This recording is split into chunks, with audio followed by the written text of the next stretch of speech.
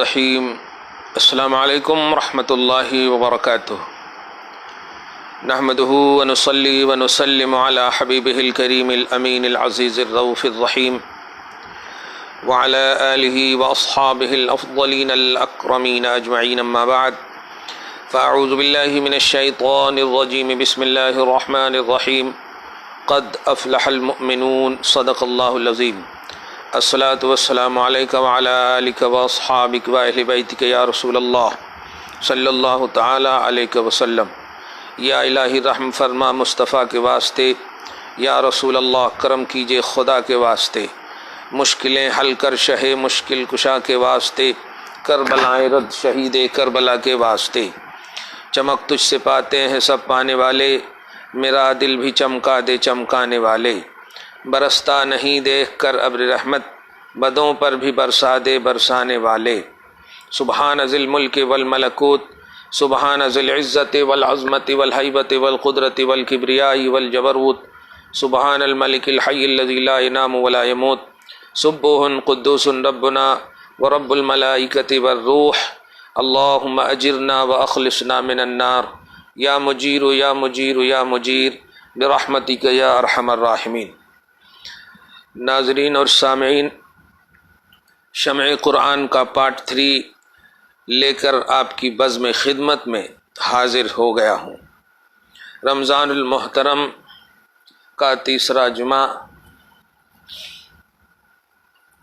الحمدللہ ثم الحمدللہ، 14 رمضان 15ویں تراویح، 12 تراویح تک میں نے سوا پارہ پڑھا، 15 پارے ہو گئے، اب ایک پارہ پڑھ رہا ہوں۔ تو معروف 27 شب قدر جس کو کہتے ہیں، معروف عرفاً 27ویں شب کو مکمل قرآن تراویح میں انشاءاللہ ایک ہوگا۔ پھر اس کے بعد جو 1-2 دن بچیں گے، 2-3 دن، اس میں سورہ تراویح یا مخصوص سورہ ہوں گی، یعنی اب 13ویں تراویح سے ایک پارہ، یعنی آج میں نے 18واں پارہ پڑھا ہے، اور اسی پارہ کا شمع لے کر، نور لے کر، خلاصہ لے کر، جس میں سورہ مؤمنون اور سورہ نور اور سورہ فرقان، یہ 3 سورہ کا خلاصہ آپ کی بزم خدمت میں انشاءاللہ عز و جل پیش کیا جائے گا۔ اس سے پہلے کہ ماشاءاللہ 15 رمضان المبارک،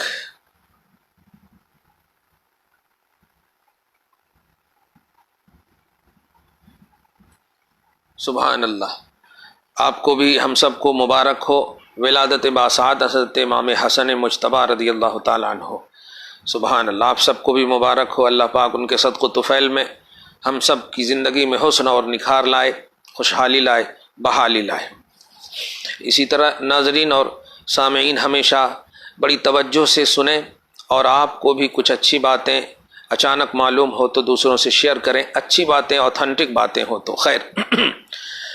شمع قرآن کا پارٹ 3 لے کر آپ کی بزم خدمت میں حاضر ہوں، سورہ مؤمنون، جس کا سب سے پہلا ابتدائی جو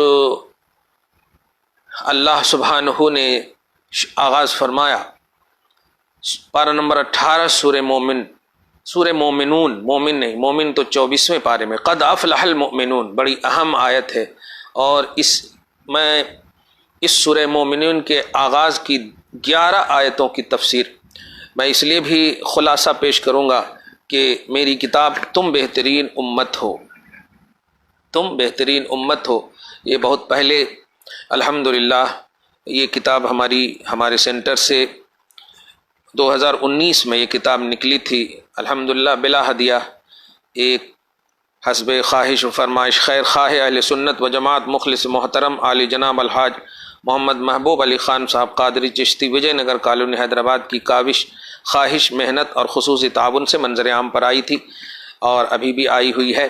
104 پیج کی یہ کتاب ہے، تم بہترین امت ہو۔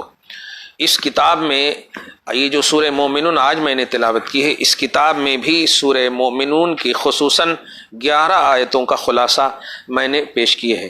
اس کتاب کے پیج نمبر 21 پر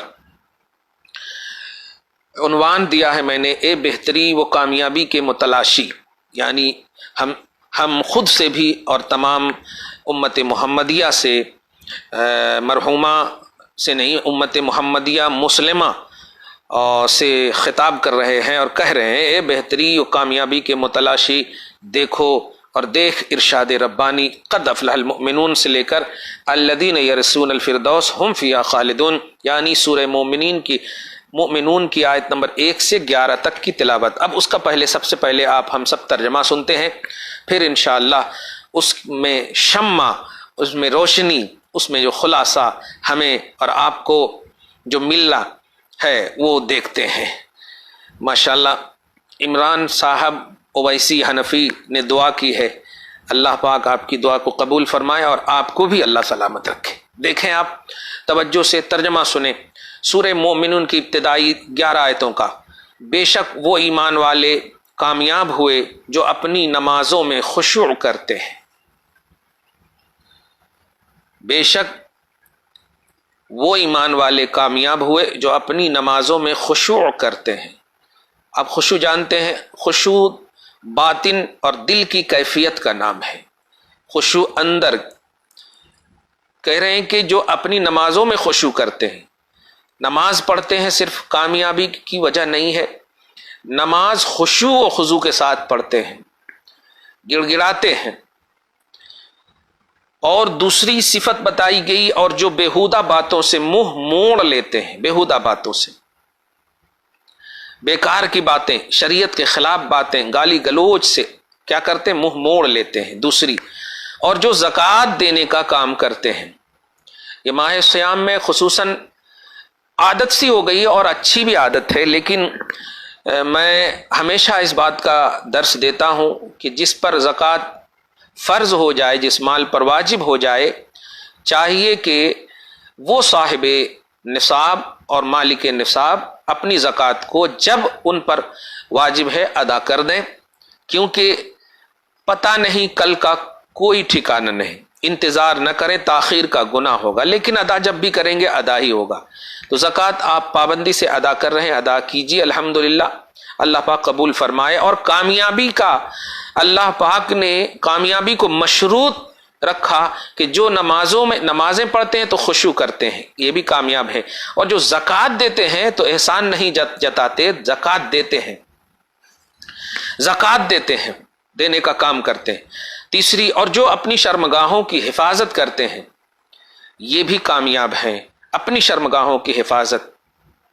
آپ سمجھتے جائیں، میں ان کی توضیح کروں گا۔ ترجمہ آگے، مگر اپنی بیویوں یا شرعی باندیوں پر جو ان کے ہاتھ کی ملک ہیں کہ ان پر کوئی ملامت نہیں، یعنی ان سے اپنی تکمیل نفس، اپنی تکمیل خواہش کر سکتے ہیں۔ تو جو ان دو کے سوا کچھ اور چاہے وہی حد سے بڑھنے والے ہیں، یعنی ظالم ہیں۔ اور جو اپنی امانتوں اور اپنے عہد کی رعایت کرتے ہیں وہ بھی کامیاب ہیں، اور جو اپنی نمازوں کی نگہبانی کرتے ہیں یعنی پابندی کرتے ہیں وہ بھی کامیاب ہیں۔ وہی لوگ وارث ہیں کہ جنت الفردوس کی وراثت پائیں گے اور وہ اس میں ہمیشہ رہیں گے۔ رسول اللہ صلی اللہ علیہ وسلم نے جنت الفردوس مانگنے کو کہا ہے اپنی امت کو کہ مانگنا ہو جنت تو جنت الفردوس مانگو۔ تشریح دیکھیے، ہر آیت واضح اور صاف ہے، میں اپنی کتاب سے بتا رہا ہوں، اور ایمان کامل کی عکاسی کر رہی ہے۔ مگر ان 11 آیتوں میں سے چوتھی آیت کے بعد 5ویں آیت سے لے کر، یعنی آیت نمبر 5 سے آیت نمبر 7 تک، 5، 6، 7، 3 آیت کو ذرا غور تدبر قرآن کے آئینے میں اگر آپ دیکھیں گے تو وقت اور حالات حاضرہ کے پیش نظر ایک اہم امت مسلمہ کو خیر کی رہبری حاصل ہو رہی ہے۔ وہ کیسے؟ وہ اس طرح۔ سب سے پہلے ان تینوں آیتوں کا ایک بار اور ترجمہ سنیے۔ مومن مرد یا عورت اپنی شرمگاہوں کی حفاظت کرتے ہیں۔ مومن مرد وہ نہیں بولتے ہیں میرا جسم میری مرضی، وہ نہیں بولتے ہیں میں۔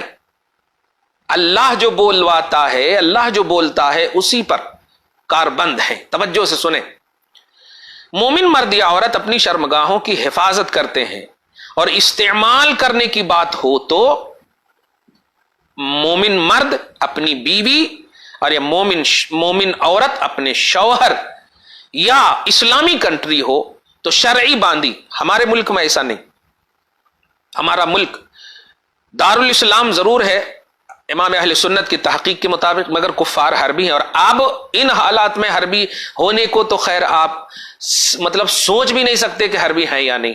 جو ظلم و جبر، جو موب لنچنگ وغیرہ آنکھوں سے دیکھ رہے ہیں، اللہ ہر مسلمان فرد کو، مرد کو، عورت کو، سب کو بچائے، محفوظ فرمائے۔ خیر، تو استعمال کرنے کی بات آئے، مرد کو اپنی شرمگاہ یا عورت کو اپنی شرمگاہ، تو کیسے کریں گے استعمال؟ شوہر بیوی کے ساتھ، اور بیوی شوہر، یا پھر شرعی باندھی اسلامی کنٹری میں، ان کے علاوہ جنسی عمل کسی کے ساتھ بھی جائز نہیں۔ یہی لفظ آپ کو سمجھنا ہے، جنسی عمل یعنی خواہش نفس، نفس کی خواہش کی تکمیل کرنا ہو، تو ان دو کے علاوہ نہیں کر سکتے۔ اسی سے ہم مسلمان مرد و عورت خیر کے دعوے دار، کامیابی کے متلاشی کو مکمل طور پر سمجھ لینا چاہیے کہ ہمارے قانون اسلام میں، قرآن پاک میں کہہ رہا ہوں، ہمارے قانون اسلام میں ہم جنس پرستی، جس کو ابھی کچھ دن پہلے ہومو سیکسولیٹی قانون کا روپ دے دیا گیا، مرد مرد سے، عورت عورت سے، جس سے جو چاہے، یعنی ہمارا جسم ہماری مرضی، یہ قانون بنا دیا گیا، اور قلم نہیں ٹوٹا، دل نہیں ٹوٹا، دماغ خراب نہیں ہوا ہمارے ملک کے جج کا، معاذ اللہ، سپریم کورٹ سے ہومو سیکسولیٹی کا قانون پاس کیا گیا۔ لیکن مسلمانوں، ہمارا قانون اسلام جو خواہش کی تکمیل کا جواز پیش کرتا ہے، اس میں اس کا کوئی بھی اس کی راہ نظر نہیں آتی۔ چونکہ ہم امت مسلمہ ہیں صرف اور صرف اسلام کی بنیاد پر، تو ہمیں قانون اسلام کو اپنی خیر امت ہونے کی پہچان بنانا ہے، اور دنیا کی غیر مسلم تمام حکمرانیوں اور قوانین سے ہمیں کوئی سروکار نہیں۔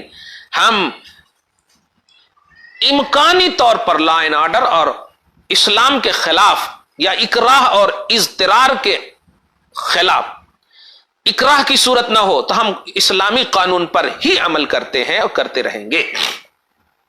ہماری زبان و حال و قال سے ہمیشہ یہی نکلے کیا کہ ہم بہترین امت ہیں، الحمدللہ ثم الحمدللہ۔ آیت نمبر 10 اور 11 میں فرمایا گیا کہ ایمان کامل پر فائز لوگ جنت الفردوس کے وارث۔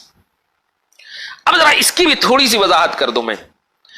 اس وراثت کی توجیہ یہ ہے کہ انسان دنیا میں کچھ مال و متاع کو تو اپنی قوت بازو سے حاصل کرتا ہے، اور اس میں اس کی محنت اور کسب کا دخل ہوتا ہے، اور کچھ مال اس کی وراثت سے ملتا، کچھ مال اس کو وراثت سے ملتا باپ دادا سے۔ مثلا کوئی عزیز کچھ مال اور ترکہ چھوڑ کر مر گیا، اور وہ اس کو وراثت میں مل گیا، تو اس مال میں اس کی محنت اور کسب اور اس کے استحقاق کا دخل نہیں ہوتا۔ اللہ تعالیٰ نے فرمایا مومنوں کو جنت بطور وراثت ملے گی، یعنی اس میں ان کی محنت اور کسب کا اور ان کے عمل کا کوئی دخل نہیں۔ واو! اللہ تعالیٰ نے ان کو جنت اور ان کے کسی حق کے بغیر محض اپنے فضل و کرم سے عطا فرمائی۔ اور اس کی دوسری توجہ یہ ہے کہ وراثت میں انسان کو کسی کا ترکہ ملتا ہے، اور آخرت میں مومنوں کو ایک جنت، تو دھیان دیجیے گا، ایک جنت تو اپنی ملے گی، اور 99 جنتیں کفار کے ترکہ سے ملیں گی۔ میں بول کر تھوڑی دیر خاموش ہوں۔ ایک جنت مومن کو، جو وصف بیان کیا گیا اسے مومن کو، ایک جنت تو ان کے لیے بنائی گئی ہے، اور 99 جنتیں، مطلب 100 جنتیں کل، سبحان اللہ، 99 جنتیں کفار کے ترکہ سے ملیں گی، جو ان کے لیے بنائی گئی تھی، اور وہ اپنے کفر کی وجہ سے دوزخ میں چلے گئے۔ بنائے تو ان کے لیے گئی تھی، اور اپنی جنتوں کو ترکہ میں چھوڑ گئے، جو مومنوں کو وراثت میں دی جائیں گی۔ چنانچہ آپ ذرا حدیث پاک کا مطالعہ کیجیے۔ میں جب بول رہا تھا تو آپ ٹینشن میں ہوں گے تھوڑا کہ یہ کیا ایک نئی بات ہے۔ بے شک میری کتاب بھی آپ خریدنا کر لینا چاہیں تو آپ رجوع ہو سکتے ہیں۔ حضرت ابو ہریرہ رضی اللہ تعالیٰ عنہ سے روایت ہے کہ رسول کریم علیہ التحیۃ والتسلیم نے ارشاد فرمایا، تم میں سے ہر شخص کے 2 ٹھکانے ہیں، ایک ٹھکانہ جنت میں ہے اور ایک ٹھکانہ دوزخ میں۔ پس جو انسان مر جاتا ہے اور دوزخ میں چلا جاتا ہے تو اہل جنت اس کے ٹھکانے کے وارث ہو جاتے ہیں، اور اللہ عز و جل نے جو فرمایا اولئک هم الوارثون، اس کا معنی یہی ہے۔ سنن ابن ماجہ حدیث نمبر 4341۔ سبحان اللہ۔ حضرت ابو ہریرہ رضی اللہ تعالیٰ عنہ سے اس آیت کی تفسیر میں مروی اس آیت کی تفسیر بیان فرماتے ہیں کہ مومنین جنت میں اپنے ٹھکانوں کے وارث ہوں گے اور اپنے ان بھائیوں کے وارث ہوں گے جو اگر اللہ پاک کی اطاعت کرتے تو ان ٹھکانوں میں رہتے جو ان کے لیے تیار کیے گئے تھے.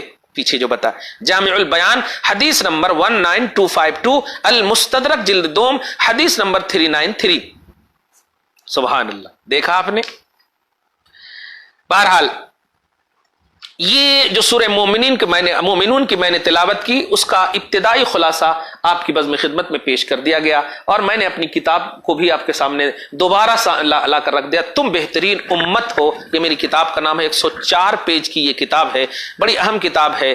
محسن اہل سنت محبوب علی خان صاحب وجے نگر کالونی جو رہتے ہیں، ان کی کاوش اور محنت سے الحمدللہ یہ عالم وجود میں آئی. اللہ پاک قبول فرمائے. تو آپ نے ابتدائی 11 آیتوں کا خلاصہ آپ نے سن لیا. اللہ پاک قبول فرمائے.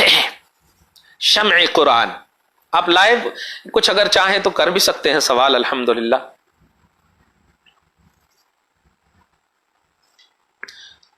سب سے امپورٹنٹ جو میں نے اس میں بتایا ہے ہومو سیکسولیٹی، یعنی خواہش کی تکمیل کے لیے بیوی یا شرعی باندی. بس بیوی یا شرعی باندی. حدیث میں تو یہاں تک ہے اے نوجوانوں، اگر تمہیں نان و نفقہ کی قدرت ہو تو نکاح کرو، نہیں تو روزہ رکھو.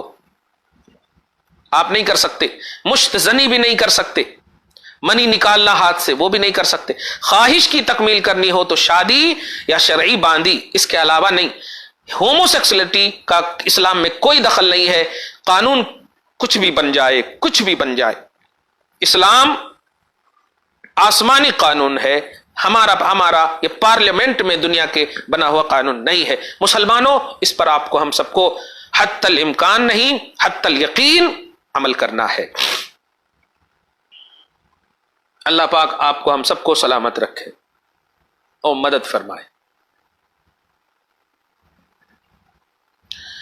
ایک اور آیت دیکھیں اسی میں، سورہ مومنون کی آیت نمبر 115. اللہ سبحانہ فرماتا ہے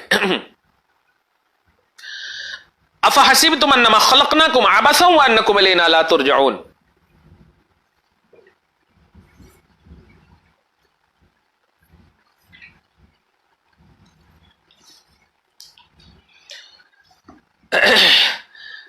کیا تم یہ سمجھتے ہو کہ ہم نے تمہیں بیکار بنایا؟ لوگ خودکشی کر لیتے ہیں، یا پھر اس طرح دہریت آ جاتی ہے ذہن میں کہ جو بھی دیکھا جائے گا. اور کچھ لوگ تو اتنے اسٹینڈرڈ نمازی یا مومن ہے کہ اللہ بخشنے والا ہے نہیں. یاد رکھیے گا، ایمان امید اور خوف دونوں کے درمیان کا نام ہے. خدا کی رحمت سے امید بھی آپ کو رکھنا ہے اور اللہ کے عذاب کا خوف بھی آپ کو رکھنا ہے. صرف آپ کہیں گے اللہ بخشنے والا ہے، معاف کرنے والا ہے، تو یہ ایمان نہیں ہے. یہ آدھا ہو تو ایمان ہو سکتا ہے اور ایمان کامل نہیں ہو سکتا. ایمان یہ ہے کہ اللہ کی رحمت سے آپ کو امید بھی رکھنا ہے اور اللہ کے عذاب سے ڈرنا بھی ہے. دونوں کے بیچ میں منتقم ہے وہ، ذو انتقام، انتقام لینے والا بھی ہے وہ، گرفت فرمانے والا بھی ہے وہ. اس لیے کبھی بھی گناہ کرتے وقت یہ سوچ کر کے نہیں کہ اللہ معاف کرنے والا، استغفر اللہ معاذ اللہ، ہرگز نہیں. گناہ ہو جائے جانے انجانے میں تو اللہ سے معافی مانگو، اللہ کے عذاب سے رو، ڈرو. اللہ تعالیٰ آپ کو ہم کو معاف فرمائے. بخشش کا اشرہ ہے، بخشش کی تمنا اور دعا کرو. ماشاءاللہ. ایک اور آیت ہے اسی میں، سبحان اللہ، بڑی اچھی بات آ گئی دماغ میں. اشرہ مغفرت ہے. سبحان اللہ. 14 رمضان ماشاءاللہ، اشرہ مغفرت اور اس کی سورہ مومنون کی آخری آیت نمبر 118، آخری آیت، اس کی تلاوت کر رہا ہوں، ذرا دیکھیں. وَقُلْ رَبِّ اغْفِرْ وَارْحَمْ وَأَنْتَ خَيْرُ الرَّاحِمِينَ. قل، میرے حبیب آپ کہیے اللہ سے، سبحان اللہ، آپ عرض کیجئے اللہ سے، کیا؟ اے میرے رب بخش دے.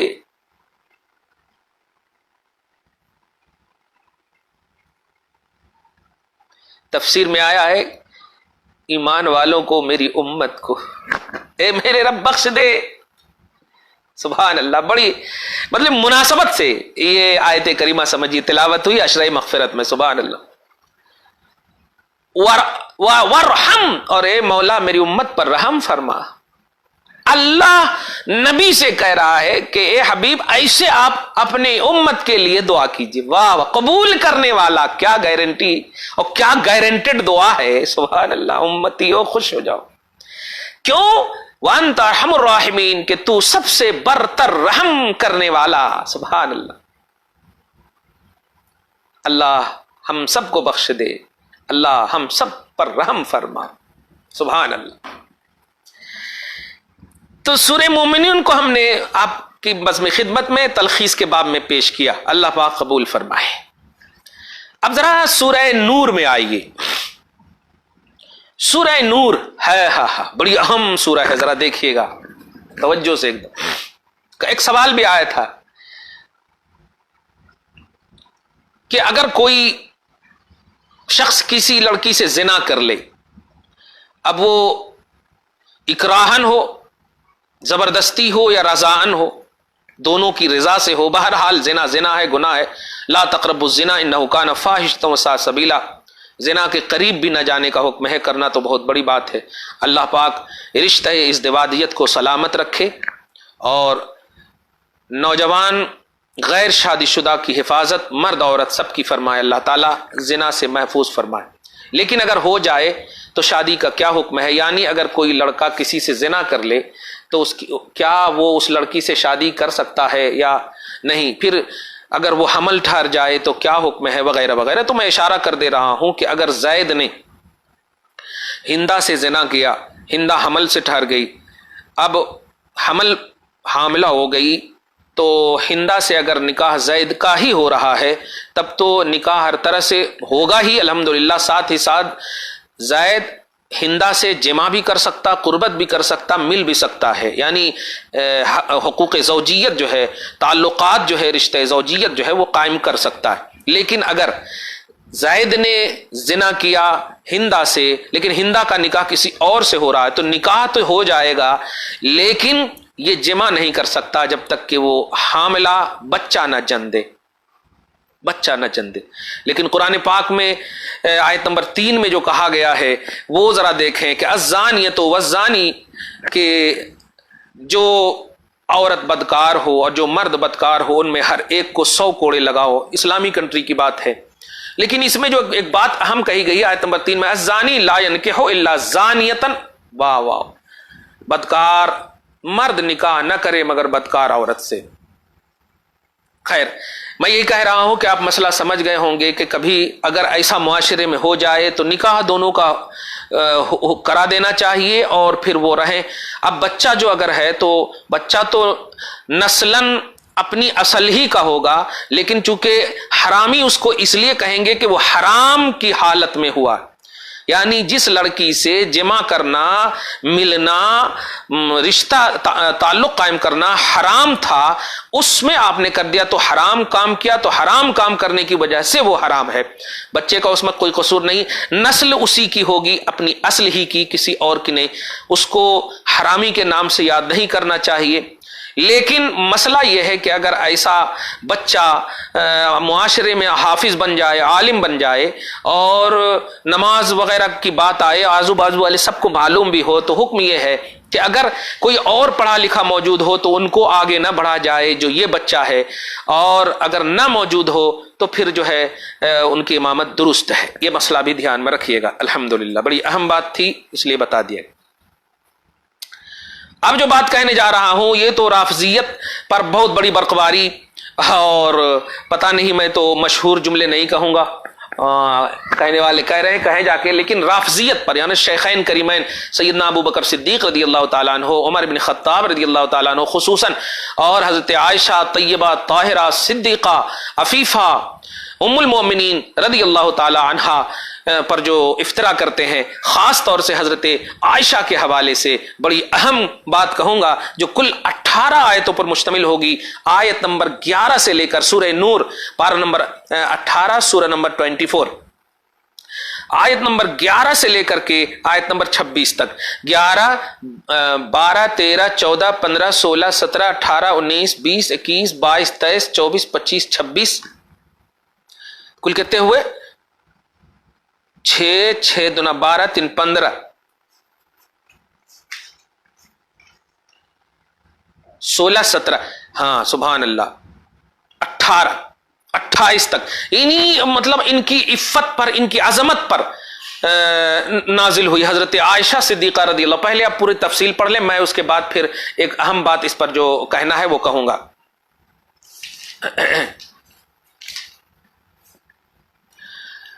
याद रखिएगा कि तारीख के हवाले से जो शिया हजरात, राफजी हजरात पेश करते हैं बातें, वो कहाँ गए थे, ये कहाँ गए थे, उधर कहाँ गए थे, इनके बाप कहाँ गए थे, मादल्ला मैं उस तरफ डीप में जाना नहीं चाहता, लेकिन एक बात जरूर कहना चाहता हूं कि तारीख मिट सकती है, खुदा का कलाम नहीं मिट सकता। और खुदा के कलाम में अगर किसी की अजमत और इज्जत का चर्चा हो जाए तो समझ जाइए कि वो तारीख उसे नहीं मिट सकती। कदीम अजली गैर हादिस कलाम में आयशा सिद्दीका तैयबा ताहिरा की अजमत जाहिर हो रही है, आप जरा गौर करें। हजरत उम्मुल मोमिनीन आयशा सिद्दीका रदी अल्लाह ताला अन्हा पर तुहमत लगाना, जिसको इफ कहते हैं, आयत नंबर 11 से देखिए, इन्नल लदीना जाऊ बिल इफ्क उस्बतुम मिनकुम, मेरे हबीब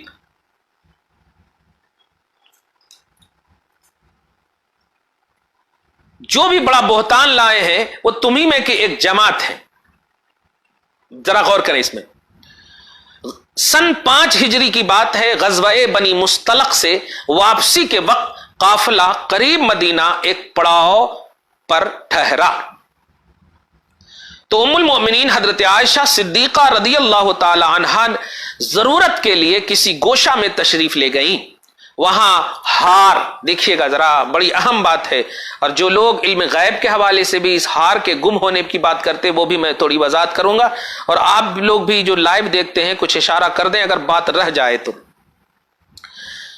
वहां हार आपका टूट गया, उसकी तलाश में मसरूफ हो गई। इधर काफिला ने कूच कर लिया, चले गए, और आपका महमल शरीफ यानी जिस पर आप बैठ कर आती थी ऊंट पर कस दिया, और उन्हें यही ख्याल रहा कि उम्मुल मोमिनीन इसमें हैं। काफिला चल दिया, आप आकर काफिला की जगह बैठ गई, और आपने ख्याल किया कि मेरी तलाश में काफिला जरूर वापस होगा।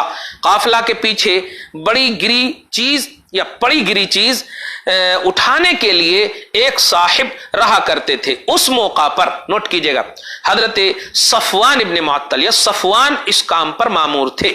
जब वो आए और उन्होंने आपको देखा तो बुलंद आवाज से इन्ना लिल्लाहि व इन्ना इलैहि राजिऊन पुकारा। आपने कपड़े से पर्दा कर लिया, उन्होंने अपनी ऊंटनी बिठाई, आप उस पर सवार होकर लश्कर में पहुंची।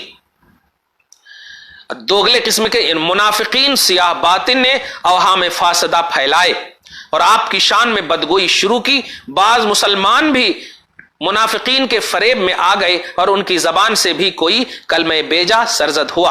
उम्मुल मोमिनीन रदी अल्लाह ताला अन्हा बीमार हो गई ये सुनकर, और 1 माह तक बीमार रहीं। उस जमाने में उन्हें इत्तला न हुई कि उनकी निस्बत मुनाफिकीन क्या बक रहे हैं। एक रोज उम्मे मिस्ताह से उन्हें यह खबर मालूम हुई और उससे आपका मर्ज और बढ़ गया, और इस सदमा में इस तरह रोई कि आपका आंसू न थमता और एक लम्हा के लिए नींद न आती।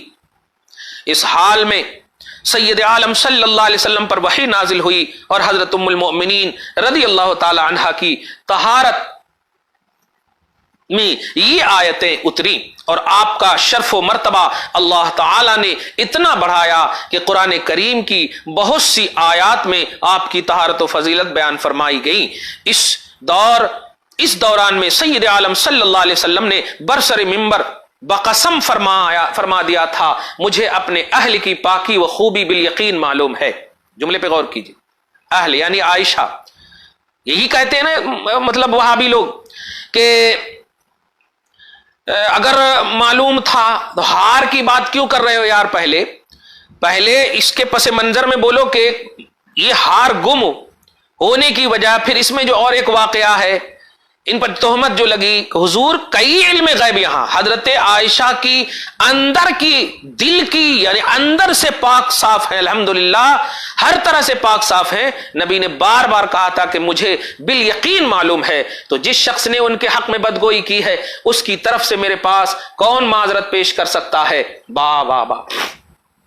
دیکھیے گا حضرت ابوبکر صدیق تو اس لیے نہیں آئے کہ والد گرامی تھے، لیکن حضرت عمر رضی اللہ تعالی عنہ نے فرمایا کہ منافقین بالیقین جھوٹے ہیں یا رسول اللہ، ام المؤمنین بالیقین پاک ہیں۔ اللہ تعالیٰ نے سید عالم صلی اللہ علیہ وسلم کے جسم پاک کو مکھی کے بیٹھنے سے محفوظ رکھا کہ وہ نجاستوں پر بیٹھتی ہے، کیسے ہو سکتا ہے کہ وہ آپ کو بد عورت کی صحبت سے محفوظ نہ رکھے؟ یعنی عائشہ اگر ناپاک ہوتی تو آپ کو تو مکھی سے، کیونکہ وہ نجاست پر بھی بیٹھتی ہے، سوچیں وہمی طور پر کی ناپاکی کو بھی آپ سے دور کیا ہے۔ اگر عائشہ ناپاک ہوتی تو آپ کی صحبت، آپ کو صحبت میں دیتے، آپ کی زوجیت میں اللہ تعالیٰ دیتا؟ نہیں۔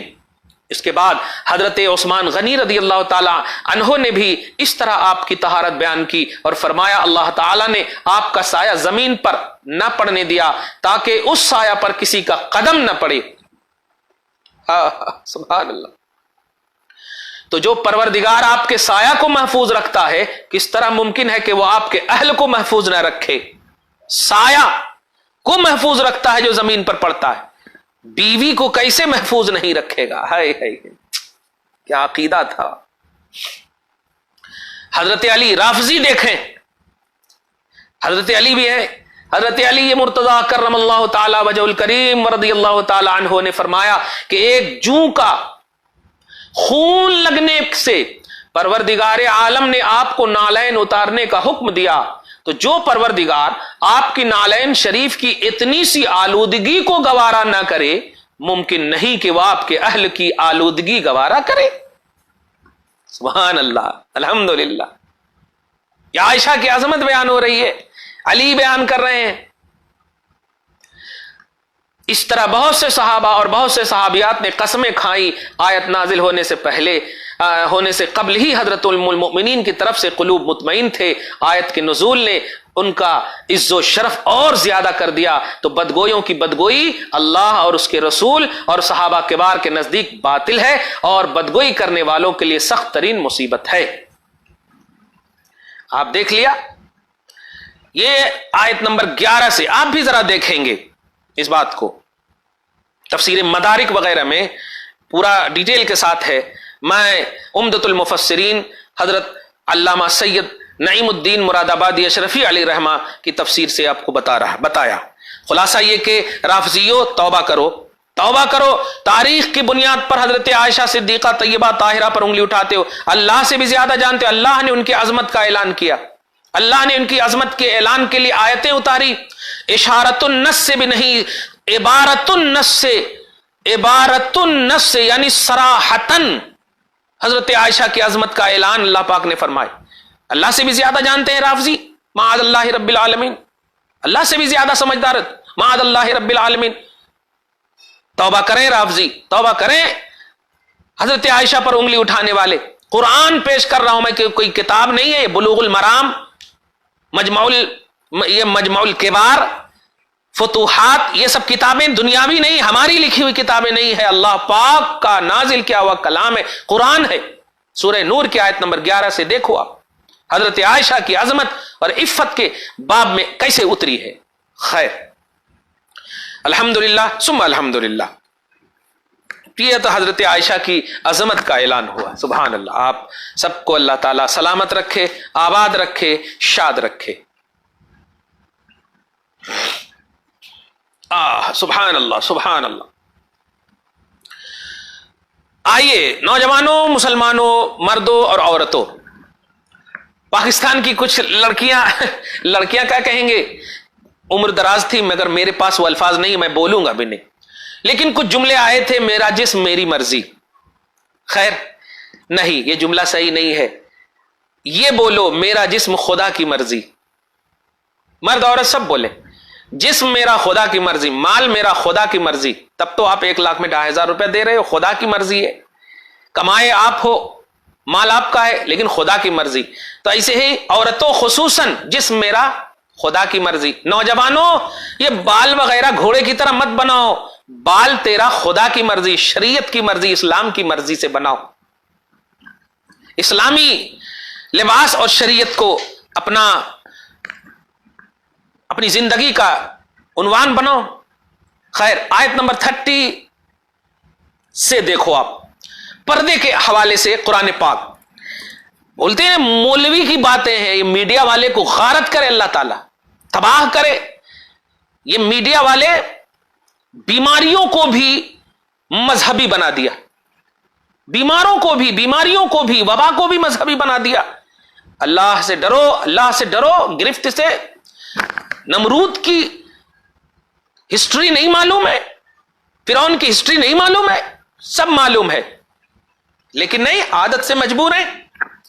کب تک دیکھیں گے.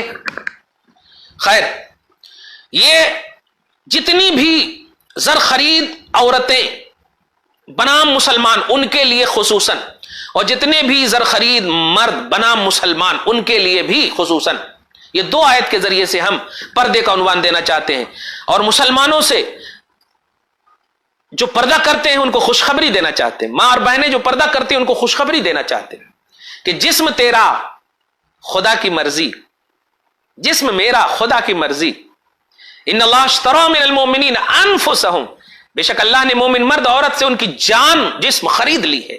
یہ خدا کی مرضی چلے گی، یہ چیز میری ہے نا، میری مرضی چلے گی، توڑوں رکھوں جو بھی ہو، میں مالک ہوں اس کا، ایسے میرے جسم کا مالک رب ہے، اس کی مرضی چلے گی. خیر،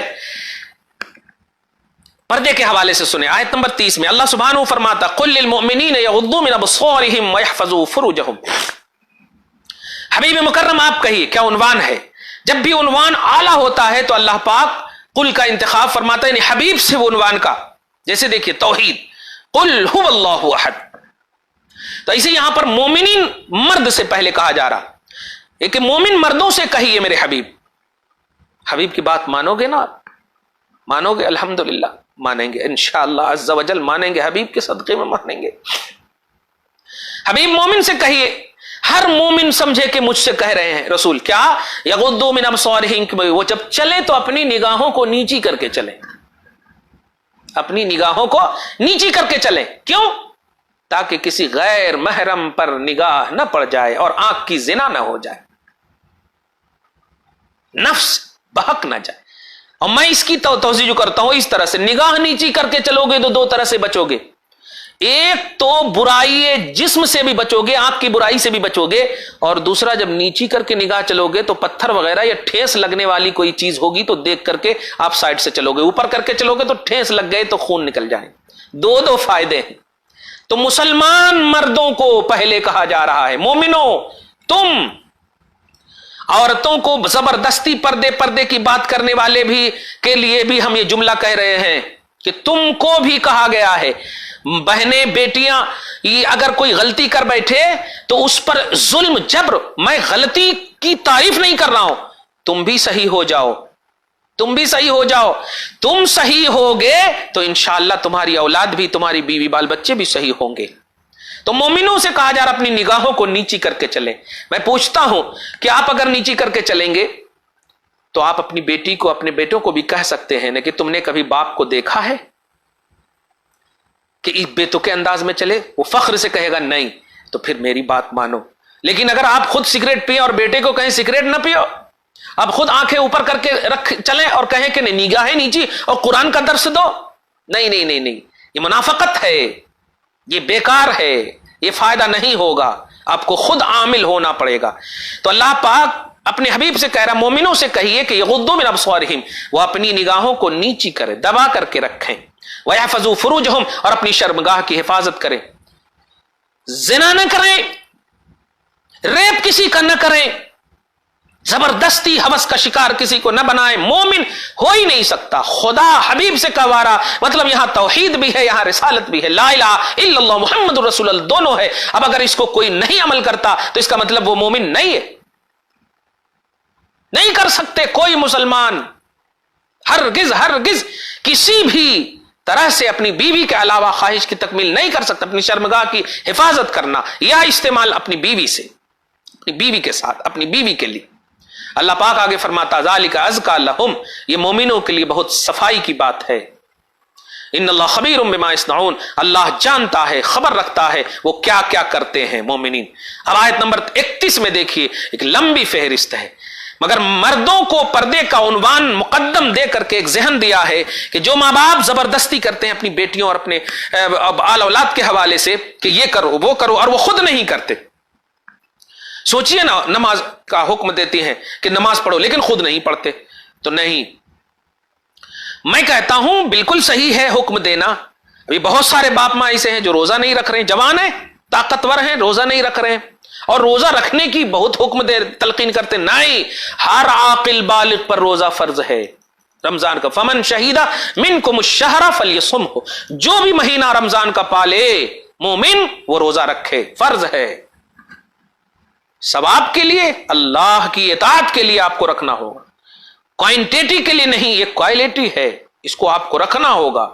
اللہ پاک ہم سب کی صحت کو، جسم کو سلامت رکھے، روزہ کی توفیق دے، جو بچے ہوئے ہیں اچھی طرح رکھنے کی توفیق عطا فرمائے اور عبادتوں کو قبول فرمائے. تو مردوں کے حوالے سے تو ہو گیا. عورتوں کو دیکھیے، قل للمؤمنات، میرے حبیب عورتوں سے کہہ دیجیے، یغضضن من ابصارہن، کہ وہ بھی چلیں تو بے تکے انداز میں. آج کل تو برقع جب پہن لیتی ہیں تو ایسا منہ اٹھا اٹھا کے چلتی کہ بس ان کی آنکھ ہی خالی دکھتی. اللہ پاک فرما رہا مومن عورتوں سے کہیے کہ وہ اپنی نگاہیں نیچی کر کے رکھیں. ہے سوچیں، ہے وَيَحْفَظْنَ فُرُوجَهُنَّ، اور اپنی شرمگاہ کی حفاظت کریں. اسکول میں ہو تو حفاظت، کالج میں ہو تو حفاظت، آفیسز میں ہو تو حفاظت، دنیا کے کسی کونے میں بھی ہو تو وہ وہی. یعنی اس کو میں اس طرح کہتا ہوں کہ اگر تمہارا نام سعدیہ ہے تو گھر میں بھی تم سعدیہ ہو، باہر بھی ہو تو سعدیہ ہو، دنیا کے کسی کونے میں ہے تو سعدیہ ہو، عفیفہ ہے تو عفیفہ ہو. ایسا نہیں کہ گھر میں بہت باپردہ اور باہر گئے تو جینس میں اور ٹی شرٹ میں ایک دم گھوم رہے ہیں، پارکوں میں کسی کے پہلو میں لیٹے ہوئے ہیں. نہیں، اپنی شرمگاہ کی حفاظت کرنا ہے. حضور پاک صلی اللہ علیہ وسلم کی حدیث پاک اس حوالے سے، آپ ہو 1400 سال کے بعد کی بیٹی ہو، حضور کے زمانے میں بتائیے کوئی سوچ سکتا تھا بھی؟ کوئی سوچ سکتا تھا بھی برائی کے حوالے سے؟ وہ تو آگے پیچھے تنہا ادھر ادھر سب جانتے دیکھتے تھے، نہیں سوچ سکتا تھا. لیکن ذرا بھائیو سوچو، نابینا صحابی سے بھی پردہ کروایا. کہا گیا کہ وہ تو نہیں دیکھتے ہیں، تو آپ نے فرمایا تم تو دیکھتی ہو، بتائیے تم تو دیکھتی ہو. حضور اپنے گھر کی عورت کے حوالے سے ایسا پیغام دے رہے. حضور نے صرف کہا نہیں، آپ کو کروایا بھی ہے. آج تو آنکھ والوں کو ہماری بیٹیاں مطلب کیا نہیں، آنکھ والیوں کو ہماری بیٹیاں ٹائم دیتی، وقت دیتی، اور فیس بک، ٹویٹر، آئیمو، گوگل، یہ سوشل میڈیا سے تو فرینڈ بنا رہی. بوائے فرینڈ، گرل فرینڈ، کیا فرینڈ کو سوچو کیا دکھاؤ گے اپنے نبی کو چہرہ؟ قبر میں ہم نہیں، مصطفیٰ جان رحمت آنے والے.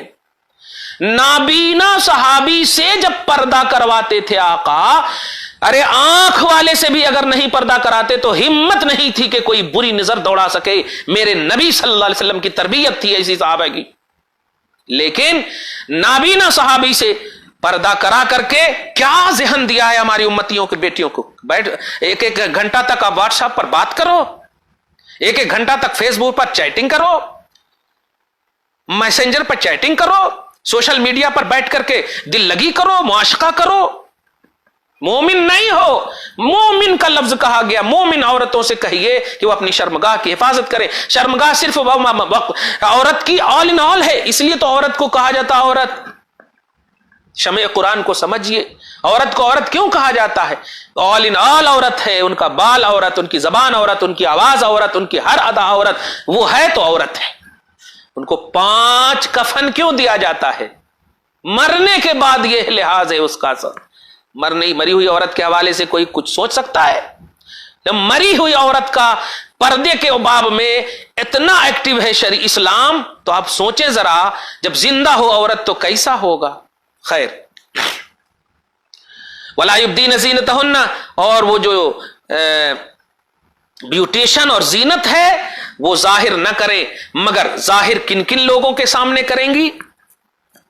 اچھا ایک اور بات، جہاں سے جو ظاہر ہو جائے آٹومیٹک وہ معاف ہے. وَلْيَضْرِبْنَ بِخُمُرِهِنَّ، اپنے دوپٹوں کو اپنے اس پر مارے نہیں. اب مارے کو کیسے میں سمجھاؤں؟ یہ دیکھیے جیسے ایک دوپٹہ ہے، اب ایک بنا کر کے بتا رہا ہوں، یہ دوپٹہ ہے، سمجھ، اس کو ایسے ایسے رکھ لیتی ہیں عورتیں، ایسے ایسے، یعنی اس طرح سے، اس طرح نہیں ماں نہیں، پورا ایسے کر کے آپ کو ایک دم بالکل جو دوپٹے ہیں پورا ایسے، پورا ایک دم اوڑھنا تاکہ سینہ، کیونکہ کپڑے سے جو ابھار ممکن ہے، کپڑے سے جو ابھار ممکن ہے سینے کا، وہ چھپ سکے دوپٹہ سے. یہ دیکھیے دوپٹہ اوڑھنے کا طریقہ یہ ہے. خیر، ولا یبدین زینتہن، اور زینت، اب دیکھیے پہلے تو کہا ظاہر نہ کرے، لیکن ظاہر نہ کرے تو یہاں پر بول سکتے ہیں نا، رے اسلام اتنا اسٹرکٹلی ہے.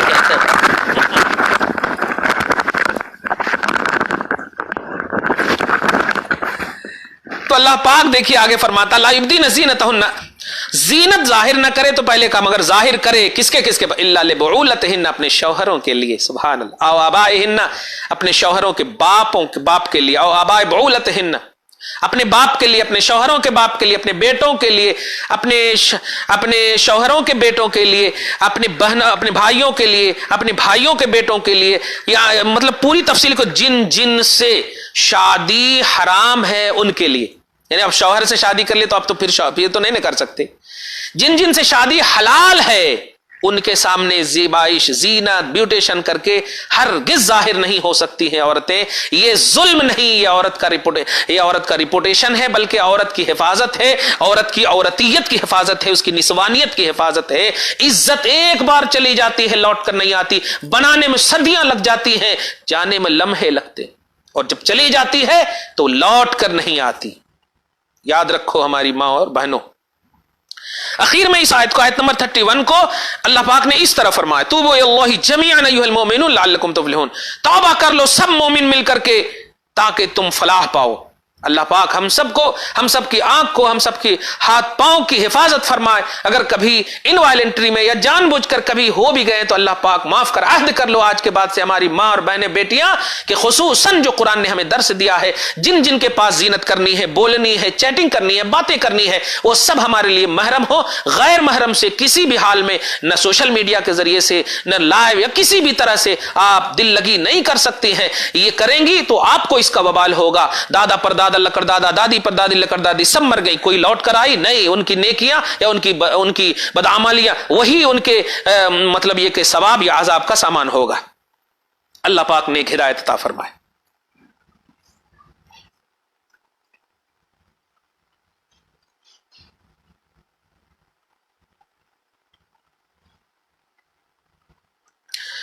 آیت نمبر 33 کا ایک مسئلہ مطلب بیان کر رہا ہوں میں، کہ اگر کوئی عورت بالجبر، اکراہ کے طور پر، یہ معاشرے میں کی بھی بات کر رہا ہوں، کہ اگر کوئی جبرن کوئی لڑکی مطلب آ رہی تھی، عفیفہ ہے، عزت دار ہے، لیکن مردوں نے اس کے ساتھ زنا کر لیا زبردستی، تو اب جو ہے اس کی شادی کا کیا مسئلہ، اس کو بری نگاہ سے دیکھتے ہیں لوگ. نہیں، اللہ پاک فرما رہا ہے من یکرہن فإن اللہ من بعد اکراہہن غفور رحیم، کہ جو عورت مجبور کر دی جائے زنا پر، جو عورت مجبور کر دی جائے بدکاری پر، مجبوراً، رضا نہ ہو، تو اللہ پاک جو ہے مجبوری کی بنیاد پر اس کو بخش دے گا، اس پر رحم فرمائے گا. یعنی اللہ پاک ان کو بخشے گا، اس پر رحم فرمائے گا. لیکن ہمارا معاشرہ ان کو بری نگاہ سے یا بری سوچ سے ان کو یاد کرتا دیکھتا ہے. اس ذہن کو ختم کیا جائے، اور ایسی بہنیں اور بیٹیاں اگر کسی کبھی شکار ہو جائیں تو جلدی سے جلدی کوئی نیکوکار لڑکا ان کو اپنی مطلب زوجیت کا پروانہ دے دے اور اپنا شریک حیات بنا لے. اور اس کو برا بھلا تو کہہ نہیں سکتی، یہاں تک خاص طور سے بوڑھے لوگ بولتے ارے ان کے ساتھ تو برا ہوا ہے. ارے برا کرنے والے برے ہیں کہ یہ کہاں بری ہے، یہ کہاں بری ہے؟ تو کس کے ساتھ اگر زبردستی ہوئی، واقعتاً وہ عفیفہ 5 وقت کی نماز، نیک سیرت تھی، اور ان کے ساتھ برا ہوا ہو، تو چاہیے کہ کوئی نہ کوئی اس کو فوراً لے کے، تاکہ ڈپریشن میں جا کر خودکشی نہ کر لے. اس کو دھیان میں رکھیں، عورت ہیں وہ، اس لیے. تو اس آیت نمبر 33 میں اس کا درس موجود ہے.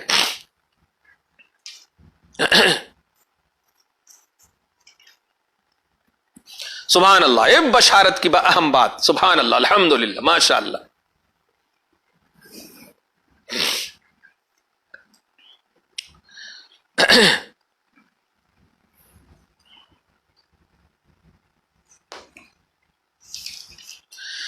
سورہ نور کی آیت نمبر 55.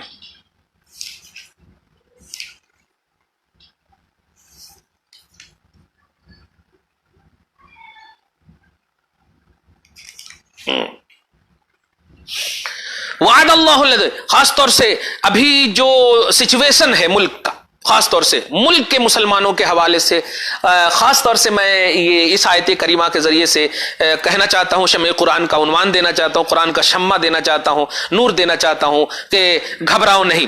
کیوں؟ اس لیے کہ سنو، ہم آپ سے اگر وعدہ کریں تو اگر آپ مرید ہو تو الحمدللہ آپ پیروکار ہو جاؤ گے، لیکن تھوڑے سی تذبذب کے شکار تو ہوں گے، تذبذب کے شکار ہوں گے. لیکن اگر اللہ سبحانہ آپ سے وعدہ کرے تو الحمدللہ ثم الحمدللہ آپ کبھی بھی تذبذب کے شکار نہیں ہوتے. اللہ پاک دیکھیے فرماتا ہے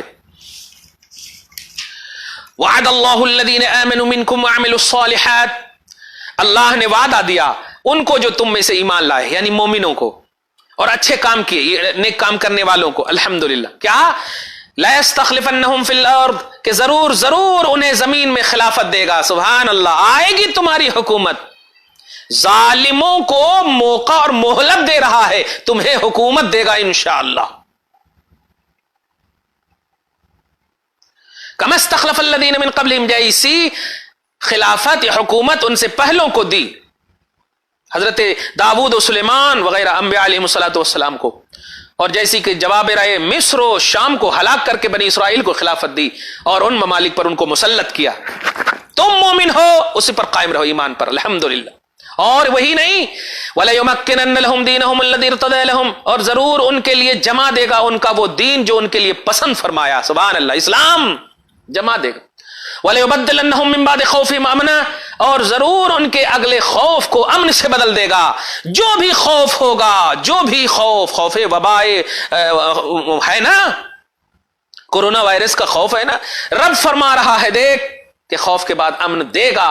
شرط یہ ہے یعبدوننی، میری عبادت کریں، لا یشرکون بی شیئا، میرا شریک کسی کو نہ ٹھہرائیں. شرک نہیں کرنا میرے بھائیوں، کسی بھی کافر سے، چاہے وہ امن اور شانتی کے کیوں نہ ہو، دھیان دیجئے گا، لیکن شرک میں آپ ساتھ نہیں دے سکتے. باقی دین کے علاوہ دنیاوی معاملات میں ان کے ساتھ معاملات، ان کے ساتھ محبت کر سکتے ہیں، لیکن دین کے معاملے میں نہیں. یعنی اگر وہ کہیں کہ چلو آج بت پرستی کرتے ہیں تو آپ کا نہیں، شرک میں نہیں کر سکتے. ومن کفر بعد ذلک فاولئک هم الفاسقون، اور جو کوئی اس کے بعد ناشکری کرے وہی لوگ بے حکم ہیں. یعنی اگر ایسا کریں گے تو خیر. میں نے زکوٰۃ کے حوالے سے بھی کہہ دیا، آیت نمبر 56 میں بھی اس کا ذکر موجود ہے کہ نماز قائم کرو، زکوٰۃ دو اور رسول کی فرمانبرداری کرو، اس امید پر کہ تم پر رحم ہو. نماز پڑھنے والوں تم پر رحم ہوگا، زکوٰۃ دینے والوں تم پر رحم ہوگا، لیکن جیسا کہ اللہ کے رسول نے کہا ہے، یعنی اللہ کے رسول کی اطاعت میں آپ کو کرنی ہے جیسا کہا. خیر، سبحان اللہ، بڑی اہم بات.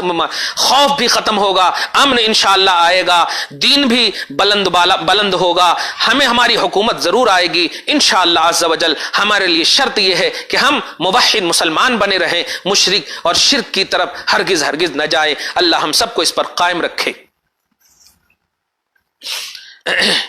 اب آخری آیت سورہ نور کی ایک آیت اور پڑھ دو، ٹائم بہت زیادہ ہو گیا.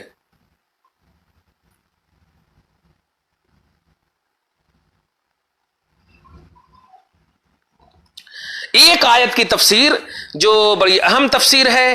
میں تفسیر جلالین بھی رکھے ہوا ہوں الحمدللہ، وہ تفسیر جلالین کے حوالے سے. پھر یہ تفسیر جلالین الحمدللہ عربی کی تفسیر ہے، الحمدللہ رب العالمین.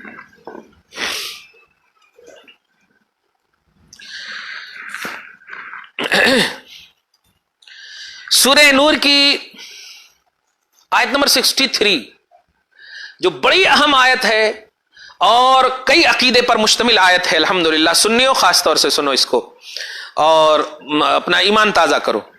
جو کہتے ہیں نا یا رسول اللہ نہیں کہنا چاہیے، قرآن کہیں نہیں ہے، قرآن میں نہ حدیث میں ہے، وہ اس کی دلیل قرآن پاک سے میں آج آپ کو دوں. اللہ سبحانہ فرماتا ہے لا تجعلوا دعاء الرسول بینکم کدعاء بعضکم بعضا. اے ایمان والو، اوپر ہے انما المؤمنون الذین آمنوا باللہ ورسولہ، آیت نمبر 62 میں یہ آیت کریمہ ہے. اب یہ 63 میں پیش کر رہا ہوں کہ اے ایمان والو، رسول کی پکار کو آپس میں اس طرح نہ ٹھہرا لو جیسے کہ ایک دوسرے کو پکارتے ہو. میں ایک دم عام ترجمہ کر رہا ہوں. یعنی ایک دوسرے کو کیسے پکارتے ہیں؟ مثلا آپ کا نام زید ہے تو کہتے ہیں زید سنو ذرا، اے بکر سنو ذرا، یہ ایک دم نام لے کر کے ایزی فرینڈلی انداز میں پکارتے ہو. اللہ پاک فرماتا نہیں، میرا حبیب ریسپیکٹڈ ہے، نہ پکارو. میں سب سے پہلے اس آیت کے تھوڑی سی وضاحت کر دوں جلدی. یاد رکھیے کہ اس آیت کریمہ میں صرف اس آیت کریمہ میں ممنوع نہیں ہے پکارنا، بلکہ کس طرح پکارنا ہے اس کا درس ہے، اور کس طرح نہیں پکارنا ہے اس کا درس ہے. تو پکارنے کا اس میں درس ہے. یا رسول اللہ کیسے؟ ابھی دیکھیے، پہلے میں عبارت پڑھ رہا ہوں، حاشیہ جلالین نمبر 10 تفسیر ساوی کے حوالے سے حضرت صاحب حاشیہ کہتے ہیں اس آیت کے تحت کہ لا تجعلوا دعاء الرسول بینکم ای نداءہ بمعنی لا تنادوہ باسمہ، یعنی معنی یہ ہے کہ حضور کو نام لے کر نہ پکارو. کیسے؟ فتقول یا محمد، یا محمد کہہ کے نہ پکارو، ولا بکنیتہ، یا ان کی کنیت کے ذریعے سے بھی نہ پکارو، یعنی یا ابوالقاسم یہ بھی کہہ کے نہ پکارو. تو کہیں گے یا ابوالقاسم، پھر کہیں گے کیسے؟ تو خود کہہ رہے ہیں بل نادوہ وخاطبوہ، بلکہ نادوہ وخاطبوہ، بلکہ ان کو پکارو، ان کو خطاب کرو بالتعظیم والتکریم والتوقیر. سبحان اللہ. دیکھیے آپ جماعت والے وہابیہ لوگ بولتے نہیں اللہ کی تعظیم بس کرنی چاہیے، اس کے علاوہ کسی بھی مخلوق کی تعظیم نہیں. جملے پہ غور کیجئے، یہ کوئی بریلی اور نظامی یا اشرفی بریلی مبارک پوری کا فتویٰ نہیں ہے، یہ قرآن ہے، اس کی ترجمانی ہے. کہتے ہیں کہ آپ کو ندا کرو تعظیم کے ساتھ، تکریم کے ساتھ، توقیر کے ساتھ. بِأَن تَقُولُوا يَا رَسُولَ اللَّهِ يَا حَبِيبِ يَا نَبِيَّ اللَّهِ يَا إِمَامَ الْمُرْسَلِينَ يَا رَسُولَ رَبِّ الْعَالَمِينَ يَا خَاتَمِ النَّبِيِّينَ وغیرہ ذالک. سبحان اللہ. دیکھا 5 ہے. یا رسول اللہ بھی کہنا، یا نبی اللہ بھی کہنا، یا امام المرسلین کہنا، یا رسول رب العالمین کہنا، یا خاتم النبیین کہنا، یا مزمل یا مدثر، یہ سب کہنا. کیوں؟ اس میں رسپیکٹ ہے، اس میں احترام ہے. اب بھی کہو گے کہ ناجائز ہے؟ کیا یہ آیت نہیں پڑھتے آپ؟ اچھا، اس کے بعد ایک بہت عمدہ بات کہی ہے تفسیر حاشیہ جلالین صاحب جلالین نے، کیا؟ وَاسْتُفِيدَ مِنَ الْآيَةِ أَنَّهُ لَا يَجُوزُ نِدَاءَ النَّبِيِّ بِغَيْرِ مَا يُفِيدُ التَّعْظِيمَ لَا فِي حَيَاتِهِ وَلَا بَعْدَ وَفَاتِهِ. واو، کہ فائدہ حاصل ہو رہا ہے آیت سے. کیا؟ کہ جائز نہیں ہے نبی کو پکارنا بغیر اس لفظ کے جو تعظیم کا فائدہ نہ دے. یعنی تعظیم کے فائدہ نہ دینے والے لفظ سے پکارنا جائز نہیں ہے. لا فی حیاتہ ولا بعد وفاتہ. اب تو ایک دم ڈکلیئر ہو گیا، نہ آپ کی ظاہری حیات میں پکار سکتے تھے اور نہ آپ کی ظاہری حیات کے بعد، یعنی آج کی تاریخ میں بھی نہیں پکار سکتے ہیں. ایزی لفظ سے پکارنا ہو تو آج بھی یا رسول اللہ. سبحان اللہ. اہل سنت و جماعت کا کیا عمدہ کانسیپٹ ہے. سبحان اللہ. خیر آگے دیکھیں. فَبِهَذَا يُعْلَمْ أَنَّ مَنِ اسْتَخَفَّ فِي جَنَابِهِ صلی اللہ علیہ وسلم. اسی سے یہ بھی بات معلوم ہو گئی کہ جو بارگاہ رسالت میں تھوڑی سی بھی توہین. اب آپ بتائیے، حضور کو اپنی طرح کہنا، حضور کو مر کر مٹے والا کا، یہ تھوڑی توہین ہے؟ تو بہت بڑی توہین ہو گئی. تھوڑی توہین یہ ہے کہ یا محمد ایزی لفظ، یا ابوالقاسم، یہ بھی بتائیے یا محمد یا ابوالقاسم، یہ بھی اگر کسی نے کہہ کے پکارا تو آگے دیکھیے کیا کہہ رہے ہیں کہ جو استخفاف کرے، ہلکا جانے، ایزی لے لے مصطفیٰ جان رحمت کی پکار کو، فہو کافر ملعون فی الدنیا والآخرہ. تو وہ کافر ہے اور دنیا اور آخرت دونوں جہان میں لعنتی ہے، دونوں جہان میں لعنتی.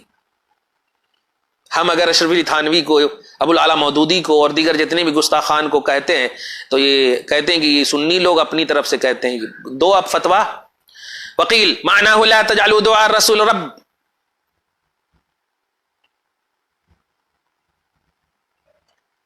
خیر، یہ بھی اچھی بات تھی آگے، لیکن یہاں تک آپ دو بات تو ایک دم سمجھ میں آگے کہ اس آیت کریمہ سے حضور پاک صلی اللہ علیہ وسلم کو کل بھی ظاہری حالت میں، آج بھی حضور پاک زندہ ہیں، آج بھی بعد وفات پھر حیات، آج بھی بالکل حضور صلی اللہ علیہ وسلم کو پکارنا، یا رسول اللہ کہنا، دور نزدیک ہر ایک طرح سے جائز ہے، بالکل جائز ہے، اور جو کوئی اس پر ڈسکس کرے وہ ملعون ہے، دنیا میں بھی اور آخرت میں بھی حضور کو اس طرح پکارنے کو ایزی لے لے وہ ملعون ہے، کافر ہے، دنیا میں بھی آخرت میں بھی وہ ایمان سے محروم ہے، سلب ایمان ان کو آ جائے گا۔ اللہ تعالیٰ آپ کو، ہم سب کو سلامت رکھے، محفوظ رکھے، آباد رکھے اور شاد رکھے، ہمیشہ حضور پاک صلی اللہ علیہ وسلم کی تعظیم کے آئینے میں زندہ رکھے۔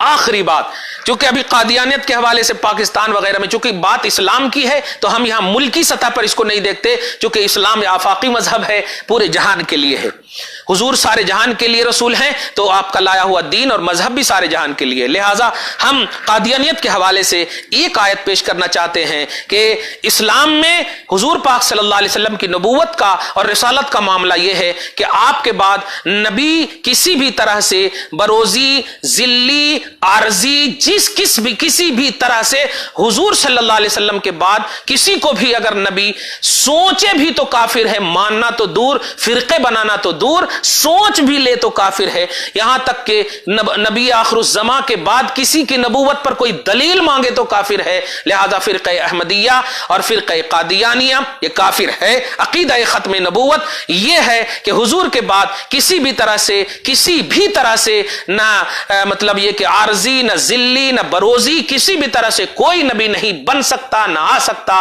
حضور آخری نبی ہیں۔ قرآن سنیں، سورہ فرقان کی آیت نمبر 1، اللہ پاک فرماتا ہے تبارک الذی نزل الفرقان علی عبدہ لیکون للعالمین نذیرا۔